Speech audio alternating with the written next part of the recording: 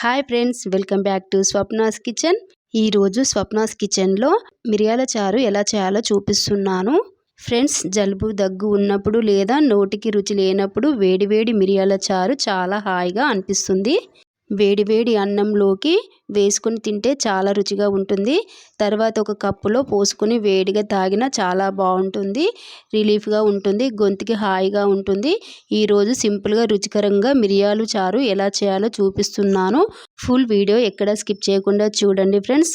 ముందుగా ఆనియన్స్ ఇలా కట్ చేసి పెట్టుకున్నాను. 4 పచ్చిమిర్చీలు, 1 టమాటా, కరివేపాకు, 1 ఆనియన్ అండి. ఇలా కట్ చేసి పక్కకు పెట్టుకోవాలి. ఇప్పుడు నిమ్మకాయ సైజ్ అంతా చింతపండు తీసుకొని శుభ్రంగా కడిగి పెట్టుకోవాలండి. నీట్గా చూడండి, ఈ విధంగా ఇలా చింతపండు మొత్తం మంచిగా శుభ్రంగా కడిగి వాటర్ వడపోసి వేరే ఫ్రెష్ వాటర్ పోసుకొని నానబెట్టుకోవాలండి. ఇప్పుడు ఈ ప్లేట్ని పక్కకు పెట్టుకుందాం, ఈ బౌల్ని.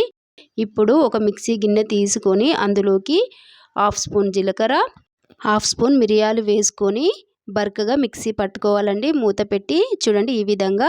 ఇప్పుడు వెల్లిపాయలు వేసుకోవాలి. పొట్టు తీసి వెల్లిపాయలు వేసుకొని వీటిని కూడా కచాపచా గ్రైండర్ చేసి పక్కకు పెట్టుకోవాలండి. చూడండి, ఇలా స్పూన్తో ఒక పక్కకి అని పక్కకు పెట్టుకోండి.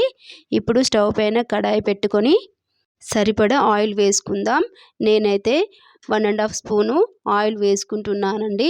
ఇలా ఆయిల్ వేడైన తర్వాత ఆవాలు వేసుకోవాలి. ఇవి కొంచెం వేగిన తర్వాత ఒక ఎండుమిర్చి, ఇప్పుడు మనం మిక్సీ పట్టుకున్న మిరియాలు, వెల్లిపాయలు ఉన్నాయి కదా, ఆ పేస్ట్ వేసేసి ఇలా పచ్చివాసన వెళ్ళిపోయే వరకు ఇలా ఫ్రై చేసుకోవాలండి ఆయిల్లో. చూడండి, ఈ విధంగా. ఇప్పుడు కట్ చేసి పెట్టుకున్న పచ్చిమిర్చీలు, కరివేపాకు వేసుకొని కలుపుకోవాలి. ఈ విధంగా ఇలా కలుపుకున్న తర్వాత ఇప్పుడు 1 నిమిషం స్టవ్ చిన్నగా పెట్టేసి ఉడకనిద్దాం. ఇప్పుడు కట్ చేసి పెట్టుకున్న ఆనియన్ ముక్కలు వేసుకోవాలి. ఇలా మొత్తం వేసేసుకొని ఇలా ఒక్కసారి కలుపుకోవాలండి కాసేపు. ఇవి కూడా కొంచెం సేపు వేగనివ్వాలి. చూడండి ఫ్రెండ్స్, ఈ విధంగా వేగితే సరిపోతుంది. ఇప్పుడు చింతపండు రసం తీసి పక్కకు పెట్టుకుందామండి. అంతవరకు మనము 1/2 స్పూన్ పసుపు వేసి ఇలా చక్కగా కలుపుకోవాలి. ఆనియన్ ముక్కలు, పచ్చిమిరపకాయల ముక్కలు ఒక 50% ఉడికితే సరిపోతుంది ఫ్రెండ్స్. ఇప్పుడు చిన్నగా కట్ చేసి పెట్టుకున్న టమాటా ముక్కలు వేసేసి ఇవి కూడా చక్కగా ఇలా కలుపుకోవాలి. కాసేపు వేగనిద్దాం. చూడండి ఫ్రెండ్స్, ఇలా మంచిగా ఉడికిన తర్వాత ఇప్పుడు మనము చింతపండు రసం వేసుకోవాలండి. ఇలా చింతపండు రసం వేసుకొని సరిపడా వాటర్ పోసుకోవాలండి. చూడండి, ఈ విధంగా వాటర్ పోసుకొని ఇప్పుడు రుచికి సరిపడా సాల్ట్ వేసుకొని మంచిగా కలుపుకోవాలి.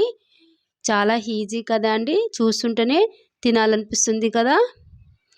కాదు, చూస్తుంటేనే తాగాలనిపిస్తుంది కదా. టేస్ట్ కూడా అంత బాగుంటుంది. ట్రై చేయండి ఫ్రెండ్స్, తప్పకుండా. ఫ్రెండ్స్, చాలాసేపు మరగనివ్వద్దు, ఒక పొంగు వస్తే సరిపోతుంది. ఇప్పుడు చివరిగా కొత్తిమీర వేసుకొని ఇలా కలుపుకోవాలి. ఈ మిరియాల చారు కేవలం 10 నిమిషాలు చేసేస్తారండి. చాలా అంటే చాలా ఈజీ అండి. తప్పకుండా ట్రై చేసి ఎలా ఉందో చెప్పండి ఫ్రెండ్స్. ఈ వీడియో మీకు నచ్చితే లైక్, సబ్స్క్రైబ్, షేర్ చేయండి. Bye friends.